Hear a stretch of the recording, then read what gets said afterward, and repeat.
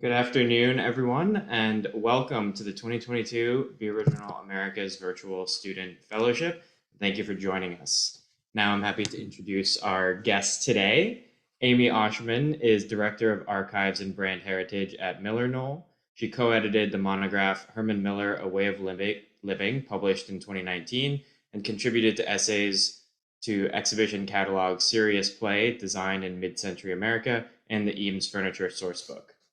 Previously, she was archives assistant at the Indianapolis Museum of Art and worked on the National Endowment for the Humanities funded project documenting modern living, digitizing the Miller House and Garden collection. She holds a Master of Library Sciences and a bachelor's degree in art history from Indiana University. Amy, welcome. Thanks, Ben. Thanks for that really cool intro. So I'm going to talk today about my title now is MillerKnoll, but when I started here, I was under Herman Miller, but now, as you'll see, have the privilege and exciting task of integrating the Knoll archives as well as other brands into our company archive and brand heritage function. So I'm going to give you a little tour today of the collection here in Michigan, where I'm coming to you from today, and kind of talk a bit about how we use this collection at the business. Really, we collaborate across the business from product development to marketing to legal.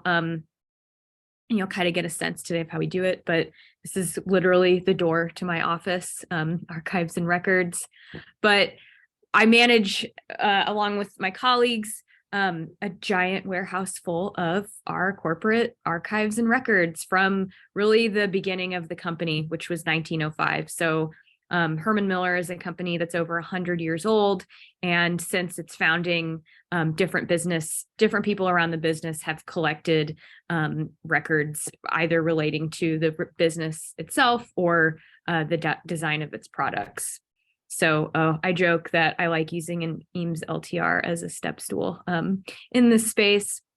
But to give you a sense of the type of material that has been kept over the years, this is a letter from George Nelson, who is Herman Miller's director of design, to our founder, DJ Dupree.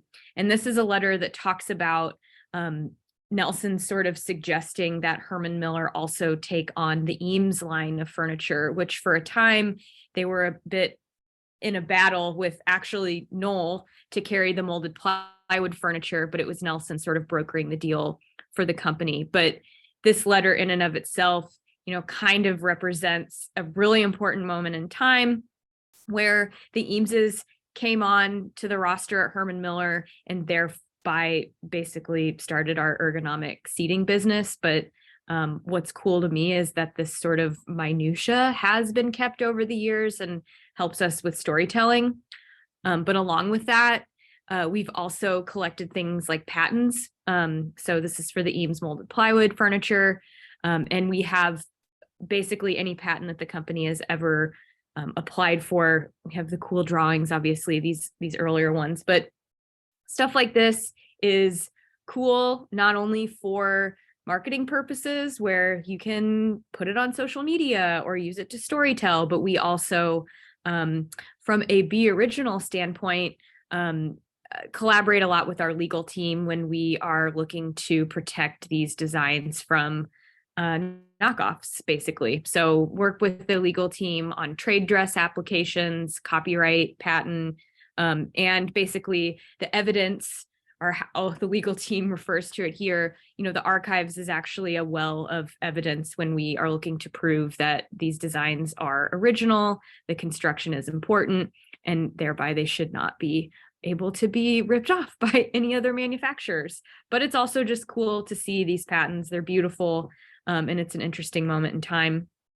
One of my favorite collections in the Herman Miller archive is a product development file we have from a guy named Pep Nagelkirk. He was the head of the model shop here at Herman Miller, kind of during the heyday of the 40s, 50s, 60s.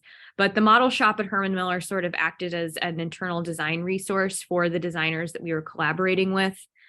This file in particular is kind of funny. If you're familiar with the coconut chair by George Nelson and Herman Miller, there was a time in the mid 50s, kind of around the time the Eames lounge and ottoman was introduced, that the Nelson office thought maybe we should try to make the coconut chair with a little bit of a higher back and put it at a loungier setting. So they went so far as to make a prototype of this. It did not end up getting made. And here are some of the reasons why, which make me laugh. The chair is ugly and the chair is uncomfortable. So I like sharing this not only for an example of how we might interact with our creative direction team. I'm not saying that we've had any product developers come to us lately and say, what if we try to change the profile of the coconut chair?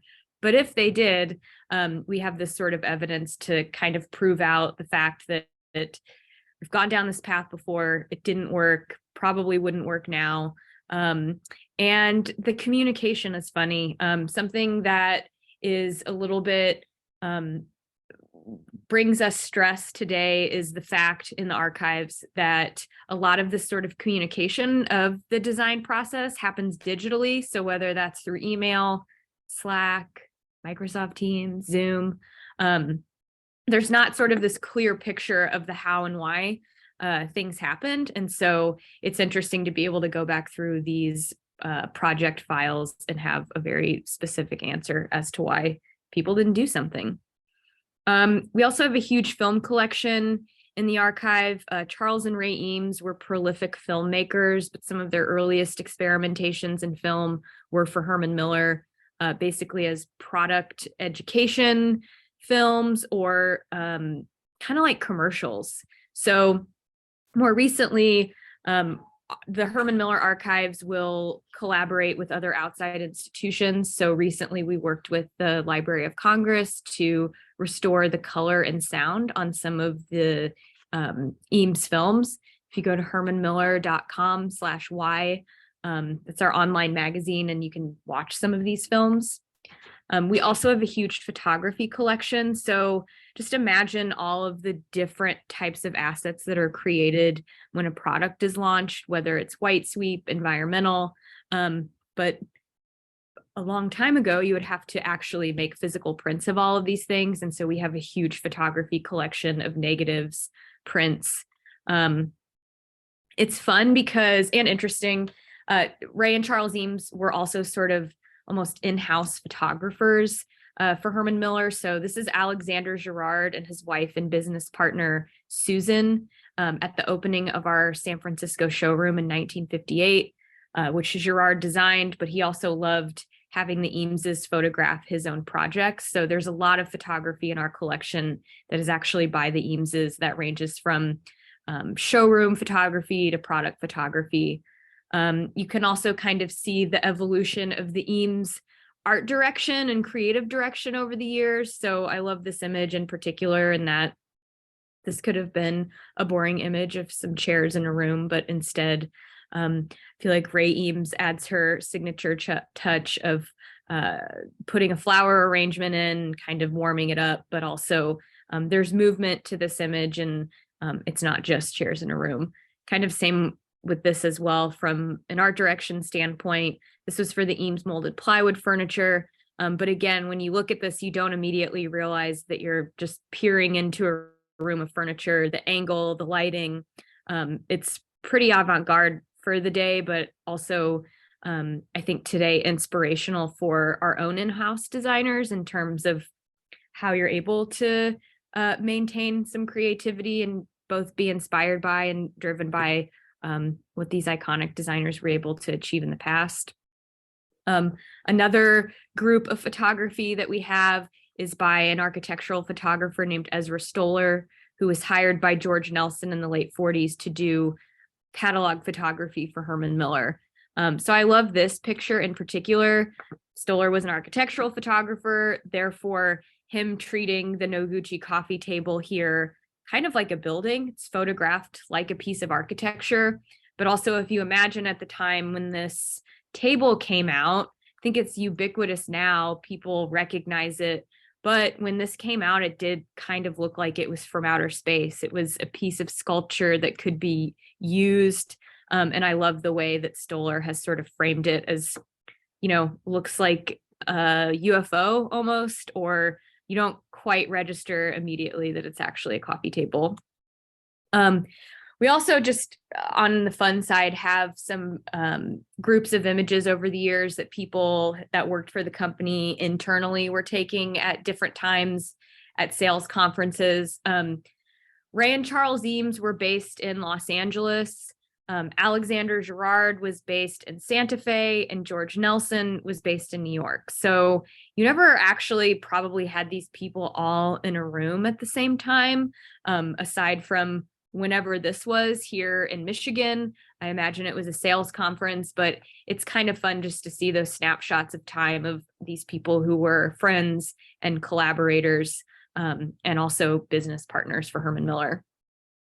So if you were to visit us here in Michigan, you would see this. This is the vault. So in addition to the big warehouse space that I showed you, we have a temperature and humidity controlled space where we keep some of the earlier examples of furniture, but also film negatives, more rare marketing material, catalogs and such. But this is kind of where we keep the extra special stuff. This is another view of it. So we have awesome rolling space saver, so we can get as much in here as possible.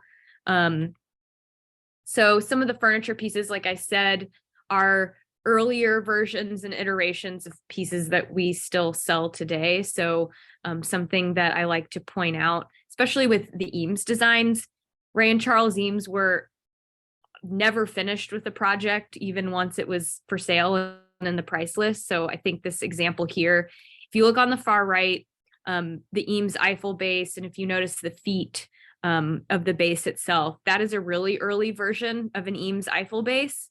But the feet, because they were flared out, ended up not, they weren't structurally sound. And that's a design detail that kind of denotes, when it would have been made, but also kind of shows you their iterative process of if something didn't work, they were right back to the drawing boards trying to make it better. The chair that you see in the middle is an updated version of that base where the feet are different, kind of flared in rather than flared out. We also get asked a lot, how do I tell if my chair is real or how old it is? And sometimes that's as easy as observing product marking. So this sticker is on an Eames molded plywood chair. It's from a moment in time when Herman Miller was distributing these chairs from a company called Evans Products Company. And if you're familiar with the story of Ray and Charles Eames designing a splint for the Navy, during World War II, that was kind of where they were able to hone their technology to bend and mold plywood in a three-dimensional way. But for a time, Evans was working with Herman Miller as the distributor of the furniture before we ended up buying the business from them completely in 1949. So all to say that if you see this on a chair, it's from somewhere between 1947 and 1949. But it's also fun to see the graphic design of the time. We work with our product development teams today on product markings and kind of ideas on how to do that, which again is another way to kind of determine authenticity of a product. We've also kept stuff like furniture tooling. So this is fun, not only for exhibition and display, but again, if we're ever wanting to bring back a particular design from the archive, sometimes we have material like this that actually helps us do that. Another view of the vault with organized boxes.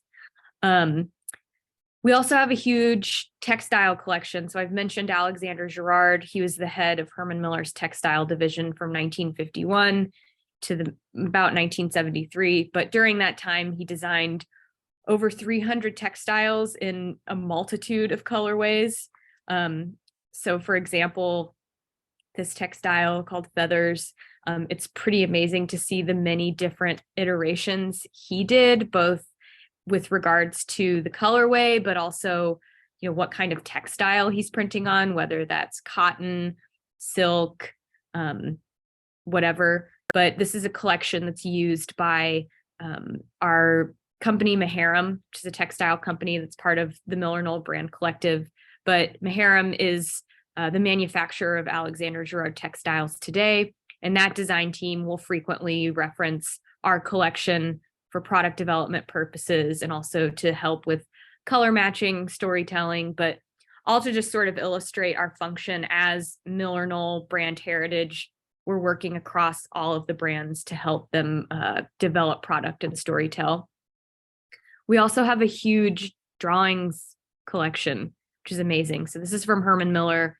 As you can see, the exploded Eames lounge chair, which is always really fun to share, kind of showing you every single bit and piece of the chair that makes it up. I mean, Ray and Charles Eames were very much about the connections. Charles Eames has this quote, like, the connections, that's what matters. And so you can see, especially in a drawing like this, how considered and how highly engineered these chairs are.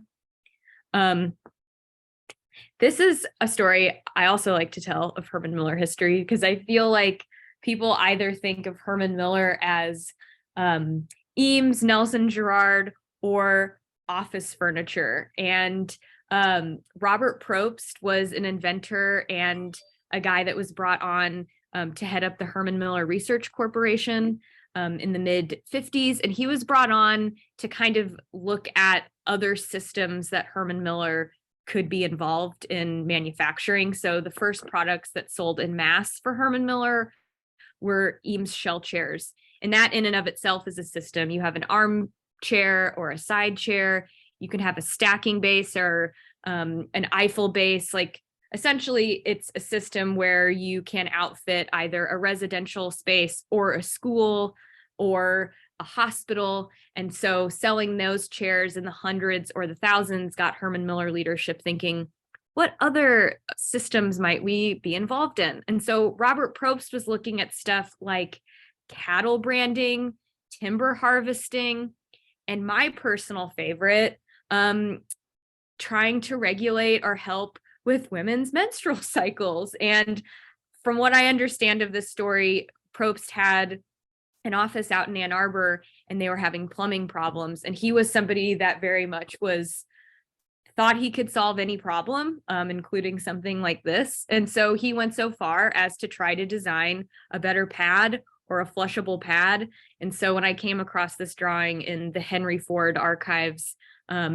with the Herman Miller M on it, I just had to share it with the next generation of designers. Also to kind of illustrate, like, this is a problem or a design issue that really isn't even that considered today, or it's not something that people are putting a lot of thought behind in some ways. And so I love that Probst, even in the mid 60s, was not shy about trying to tackle this design problem. So another part of my job that is really fun and important to me, because I also feel like we are design historians here. People like the Eameses and George Nelson and Alexander Girard had teams of people supporting them, had offices of people helping them execute the work for clients like Herman Miller. And the woman on the left here is named Tomoko Miho, and she was a Japanese-American designer who worked for George Nelson's office and was the head of their graphic design division. And if you're kind of like a super graphic design fan, the catalog on the right, which she designed, was the 1964 catalog for Herman Miller, and is one that sort of changed the game in the industry in terms of how you format a sales tool. So Tomoko was working on both the layout, but also the art direction. So I talked about Eames chairs being a system. This sort of illustrates that perfectly, but also I love that Tomoko has taken, this could have been chairs in a classroom, but she's kind of elevating it here to sculpture, making it interesting, and having fun with the product, that it's a little bit more straightforward. She also did some other catalogs in the late 60s for Herman Miller. Just love showing the variety of color and the design itself. We have a huge advertising collection here at Herman Miller, and it's stuff that has all been kept over the years. I like to shout out executive assistants, administrative assistants, secretaries, as they were called at other points in time. But those were the people that were helping facilitate the business and also having the foresight to say, hey, we're placing advertisements in some of the important publications of our time, whether it's the New Yorker, Sports Illustrated, Ladies' Home Journal. But they were the ones sort of making sure we kept examples of every ad that at that time was either being designed by the George Nelson office or the Eameses, and keeping it for our own corporate archive. And so these designs today are not only, fun for display, but as I mentioned, like, we work with our design teams today, and this stuff can spark some creativity or allow for the designers to kind of have fun with how they might go about designing marketing material. This is one of my favorite parts of the collection, is the publications or the clippings file. So we were getting basically cutouts and the record of any sort of press mention that Herman Miller would get at mid-century. And so this is an ad that was in the New Yorker for the Noguchi coffee table. Fortunately, it was glued onto this board, but nevertheless. So this is like a little mini case study of how we directly kind of interface with our product development teams. A few years ago, Design Within Reach, who Herman Miller acquired in about 2016, I believe. They had I mentioned earlier, I think some people understand Herman Miller as a contract furniture company. They think Aeron chairs, cubicles.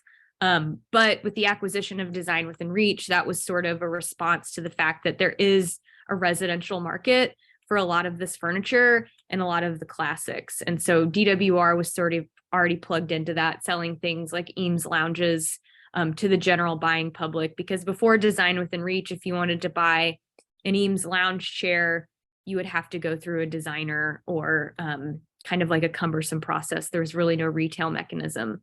So once we acquired Design Within Reach, we started to work with their product development team and merchandisers, and they came to us and said, we need more beds. Is there anything from the Herman Miller archives that might fulfill this need? And we ended up working on the Nelson Thin Edge bed.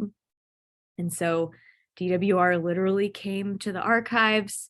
We got out the drawings for some of these designs that we still had. So the details, all of the things that are very helpful to the product development team when they're actually trying to remake something, includes the details. But then you can kind of see very much one-to-one. The drawing on the left is from when the bed was originally introduced in the 50s. And then on the right is some of the newer product photography. Same goes for the day bed. So once again, you can kind of see the quite literal one-to-one of when it was first made and then once we revived it. But then as well, we work a lot with our communications team. So once we're trying to garner press for these reissues and trying to get stories, we'll be able to use our archival assets with that as well to offer up. A big project that we worked on in the archives a few years ago was this monograph about the history of the company, where a lot of the material inside came from our own corporate archive, but also we were able to do research at other institutions like Vitra Design Museum, the Cooper Hewitt, Museum of Modern Art. And so this book is a history of the company, but also illustrating, Herman Miller's place in culture, both how it was affected by culture and how it affected culture. But a spread like this, kind of the thesis of it is our logo was designed in 1946. We still use it today, but it's also a graphic element that we incorporate into our spaces. So at this time, it was fun to see how the logo was showing up in the mid-40s, whether it was on an advertisement or in one of our showrooms.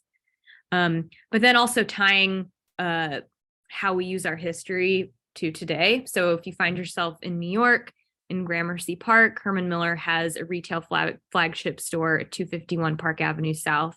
But this was a project, as we were opening a new store, the archives were considered at every step of the way.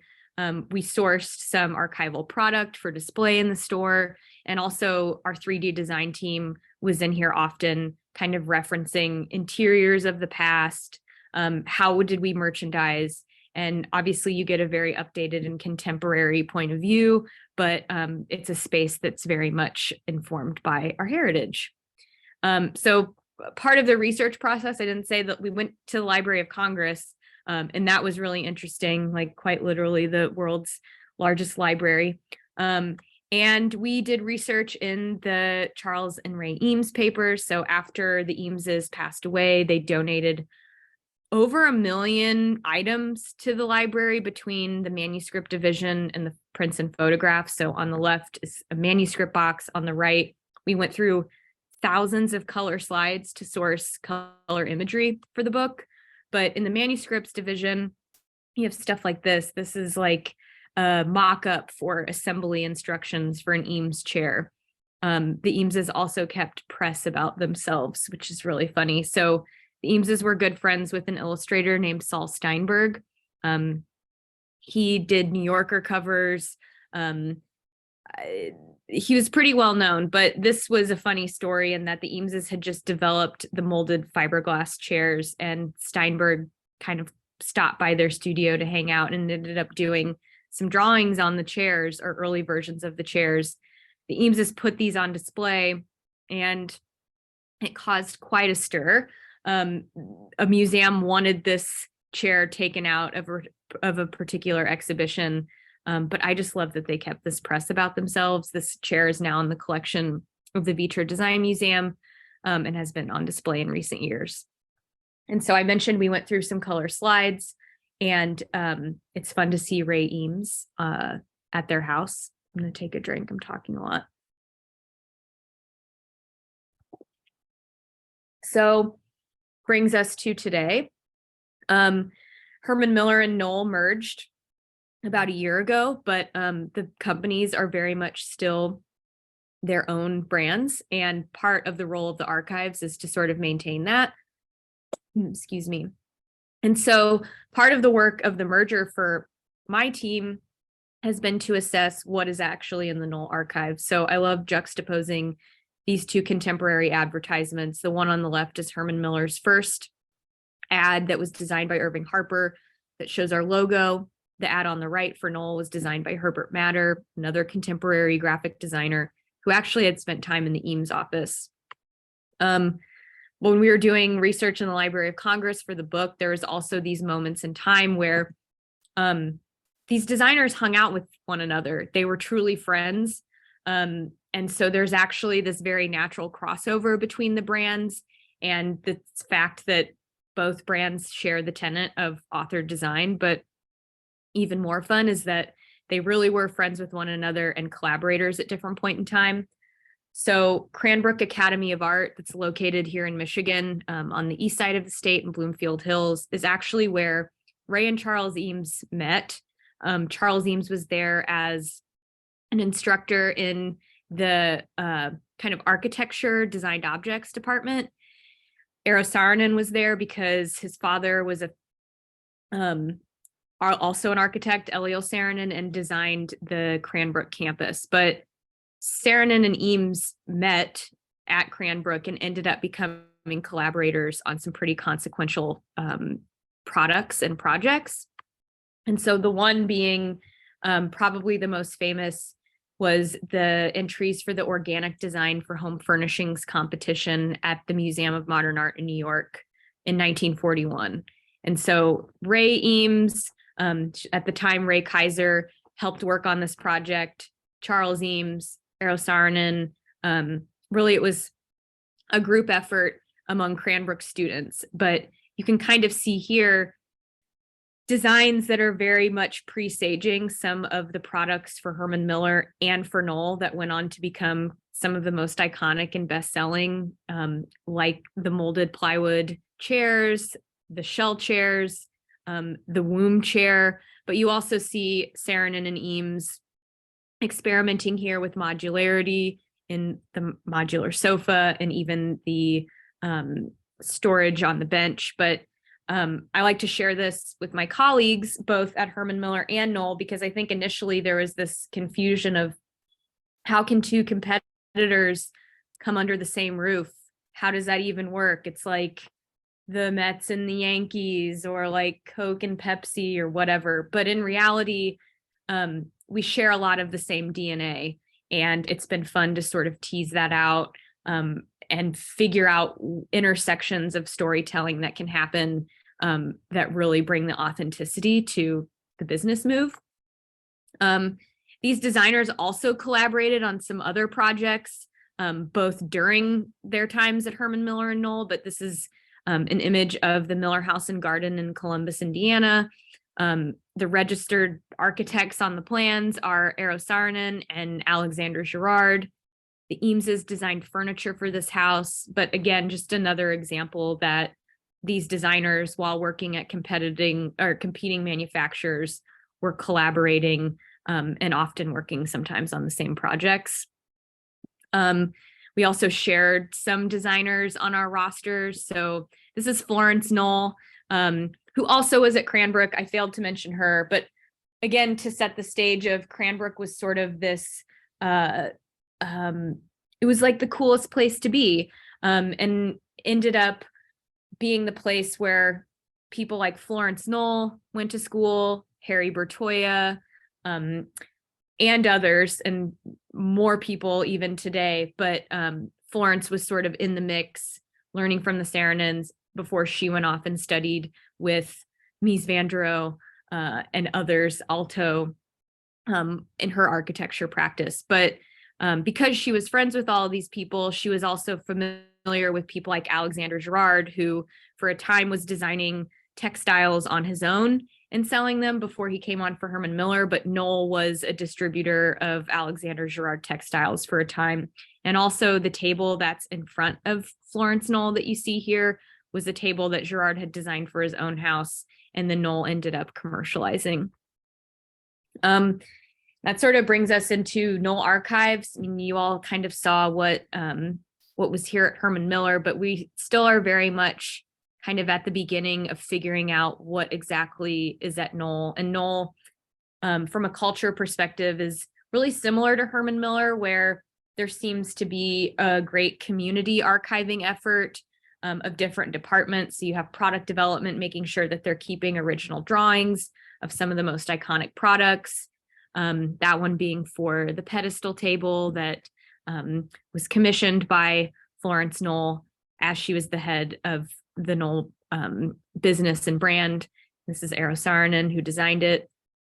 But Knoll also has a giant photography collection and advertising collection that, again, on our end, we're figuring out, okay, how can we leverage and use this? Knoll has already done a great job. If you go to their website, they have an amazing archive timeline function that's really fun to go through, that really shows you the connections between Knoll designers, business, and the design world at large. So as an archivist, that was a really fun thing to come into. And like the fact that Knoll already they didn't have an official archivist, but they've used this stuff in similar ways to Herman Miller over the years. So again, they have catalogs. As a graphic design fan, it's fun to see all of the early catalogs designed by people like Herbert Matter. But then also there's a point of pride, similar here to Herman Miller, where, for example, there was exhibition about Knoll at the Louvre in the 70s. These posters were from that exhibition, and they are hanging proudly in the product development department in East Greenville, Pennsylvania. So again, just to sort of illustrate where this stuff shows up, both internally, but also what has been saved and used over the years. And so I showed you guys the drawing of the pedestal table, but there are literally walls and walls full of flat files that are well accounted for. We know what is in which file, but we're also in the process of figuring out how to digitize all of this stuff, and what the plan is going forward of display and everything else.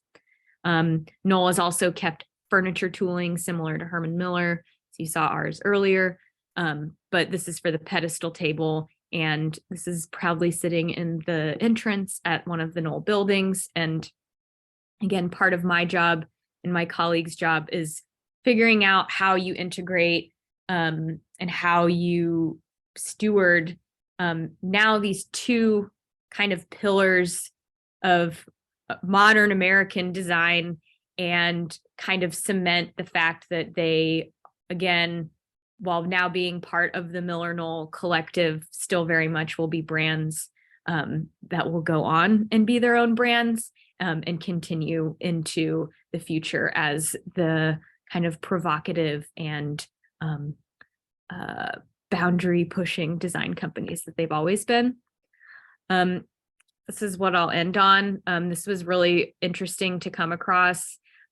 Shortly after the merger, there was in the mid 70s an exhibition at Cranbrook Academy of Art, which I mentioned earlier, which again, all of these people went to school there, but Cranbrook has an amazing art museum itself. And in the mid 70s, mounted this exhibition about Herman Miller and Knoll called Herman Knoll and Herman Miller, The Development of Modern Furniture. I love this exhibition design. It's like probably up to here on me, but you can really see how the furniture is made. But we've since partnered once again with Cranbrook, and actually are working with them to fund a fellowship, the MillerKnoll Curatorial Fellowship, which they just hired somebody, and that will be a 3-year appointment that will ultimately culminate in an exhibition, hopefully in 2025.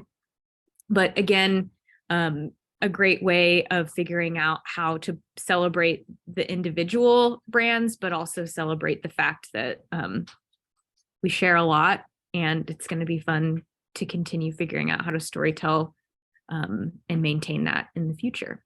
So that is the end of my presentation. Thank you so much, Amy. It's always a pleasure to get a chance to look back at the history of the brands and just design as a whole and how impactful they were. We have some great questions coming in. So I wanted to jump in with two that are pretty similar, but on opposite sides of the coin. How does the design team decide when it's time to retire or archive a product?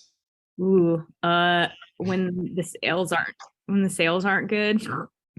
I mean, I think in the early days, there was definitely, they weren't precious. If something wasn't selling, they would just not make it anymore, and they would take it out of the price list. I think today, kind of similar, probably maybe on a more considered or mathematical scale, but things can kind of age out or just don't make sense anymore, or perhaps we make something that fulfills that need. So that's my point of view. I'm sure product development might have a different one, but I think mostly supply and demand. Great. So on the flip side of that, how does a design team decide when it's time to revive a product or to bring something back around? Well, that is interesting. So I'll talk about one thing that we brought back recently. That's the Wilks modular seating, or also known as chiclet sofa. And so that was a product that I personally was a fan of and kind of like poked our product team and was annoying about, hey, this is cool. And then had the momentum of the vintage market kind of showing a huge interest. And I mean, I think over pandemic times, there was this huge influx of vintage furniture dealers, which is super cool, but you can kind of spot trends in the secondary market where there weren't that many Wilk sofas on the secondary market. So we kind of saw an opportunity there where when that product came out, Herman Miller's main customer at that point in time were other businesses, but that's also a product that is relevant within the home today, I think. And so it's a product that is maybe more relevant now than when we first brought it out. So it's like that. It's people showing interest, but also, like I said, with the George Nelson beds, that was a need articulated by our merchandisers in a way. But then even something like We just released the Nelson Cube Group, which again is a sofa that's really great for residential, but when it was originally introduced, it was mostly geared towards office. So we're in this hybrid moment in a way where there are some products that again are kind of reemerging as like, hey, maybe that would actually work in both contexts. And as a business, it would be good to have that in the line because right now we do sell both to, consumers and to other clients. And I know you're still kind of going through the archives for Knoll as well, but is that a process that happens there as well with revisiting as you're going through it, you'll be looking for things that might be worth bringing back to. Yes, and now at Knoll we have a design leader in Jonathan Olivares, who is a fellow like history buff and like somebody who really is an amazing leader for that brand, but also knows deeply the history of the products and is somebody that is definitely having his own ideas about what's possible and also using the archive as a reference source. So yeah, design leadership in addition to me maybe like being annoying and saying I like something. Great. Some questions for you.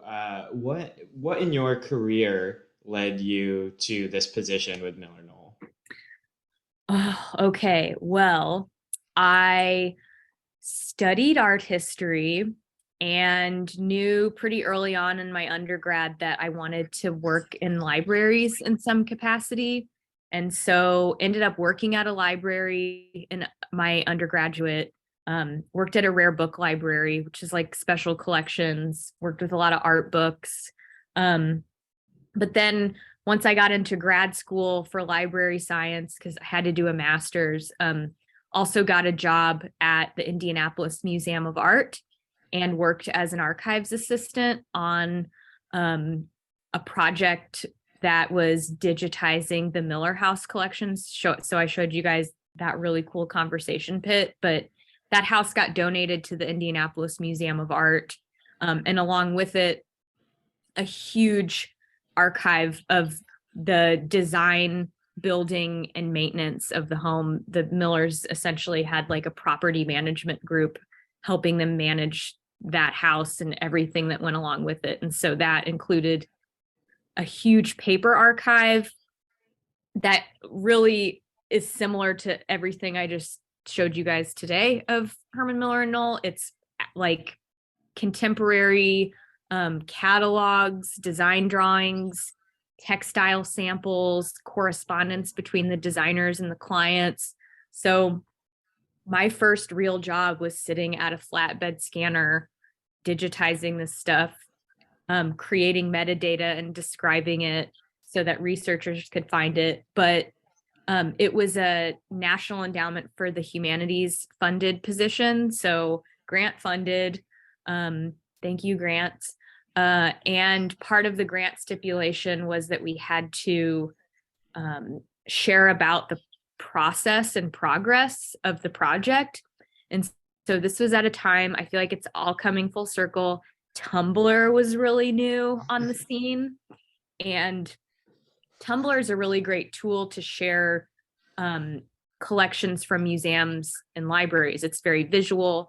So we were updating this Tumblr blog almost daily with interesting things that we found because it was very visual. It was textiles, it was funny letters. And that led me to my job here because the person who hired me followed the blog because it was Herman Miller related. And it was a point in time where the business was sort of reevaluating this function and realizing that this is a huge asset and lots of opportunity with brand building and also product development. And so it was kind of like right time, but also I followed my interests maybe almost blindly in a way, and then it kind of worked out. So follow your interests and build a personal brand on the internet or have a point of view. But it's definitely unique, but I also never imagined myself working in a corporate context. But it's pretty fun because we kind of get to work both in-house at a big company and with many brands, a house of brands, but also, as I was saying at the end, now we get to work with Cranbrook to help produce scholarship, got to make a job in a fellowship. And so that's kind of fun coming from museums and nonprofits and kind of like figuring out how to use corporate money to work on projects that I want to work on. Great. Is there a particular part of the job that you enjoy the most? Talking to students. I wish I could see anyone out there. But sharing it, like I think sometimes people or the stereotype of like a librarian or an archivist is like quiet and introverted. And I guess I'm kind of introverted in some ways, but ultimately this is a customer service job in a lot of ways. Like it's my job to connect people with information and facilitate use of the collection. I think my job is unique in that me and my colleagues kind of have to wear a lot of different hats. We're archivists, curators, registrars, art handlers. The collections that we manage are like world class and kind of rival those of other kind of more formalized museum institutions, in my opinion. But we're also not in the museum business. So figuring out how to kind of work within those constraints of both the business and also making it usable to drive business. Just a couple more questions, and I want to jump back to the actual archives and physical archives themselves. Is there anything from either companies that you wish would have been saved, but maybe hasn't been that you've come across? Oh gosh, I guess I try not to think about that. Um, I mean, I think maybe speaking about today, I mean, I said at the towards the beginning of the presentation with the coconut chair correspondence, like I sometimes have heartburn about what isn't saved today because digital is so ephemeral and like um it's not I don't think there's going to be like a dark age, but it's also a weird moment in time of how do you capture the story because paper's the easiest thing to take care of and it's pretty stable.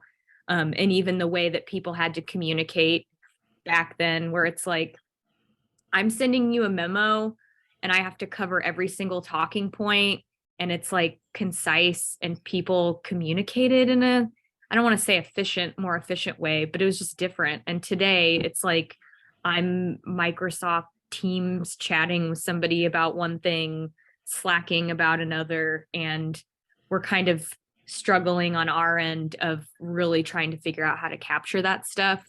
I talked to some designers recently where they have 3D models of products that, you know, today, if we want to bring back the chiclet sofa or something else, you usually have to have uh, a physical example to sort of deconstruct and figure out how it was made the first time around, along with drawings. But in the future, you know, saving 3D models of things is a way more efficient way because it's basically you just like plug it in and there it is. But our sort of repositories that we have access to here don't quite support that type of collecting quite yet. And that even goes the same for museums. Like, is it MoMA's job to save a 3D file of a Borolik chair? Like,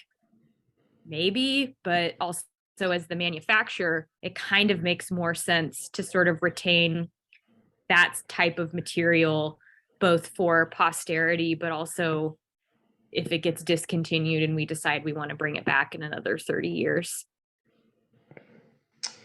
Well, just one more question for you today. what advice do you have for students that you might not get in the classroom? Ooh, I can say anything. Um, Anything. I mean, follow your interests, even if it seems out there, and don't be afraid to cultivate and have your own point of view. I mean, that feels kind of corny to say, but especially as designers or people who want to be in the design industry, like having a point of view is cool. And it's actually what's going to um, make you more noticeable than maybe someone else. I mean, I was saying to students this morning, like, imagine Ray and Charles Eames like wanting to make chairs that looked like they did that nobody had ever seen before, but you know, they were confident in their view that making a chair out of molded plywood was a new and interesting and potentially the best way to do something. So believe in yourself and uh, do research and read books and be curious. All great advice. Amy, thank you so much for your time today. It's a pleasure to have you. And thank you to everyone who came as well. In case you haven't already, you can check out the links for Herman Miller and Knoll and Amy's social media in the chat as well. I would encourage you to go follow them and keep up to speed on what all of the people we mentioned today are doing. If you would like to as well, we'd encourage you to go to beoriginalamericas.com or check the link in chat to register for the final session of this year's fellowship tomorrow afternoon. So, Amy, thank you again, and we hope to see you all tomorrow. Thanks for having me.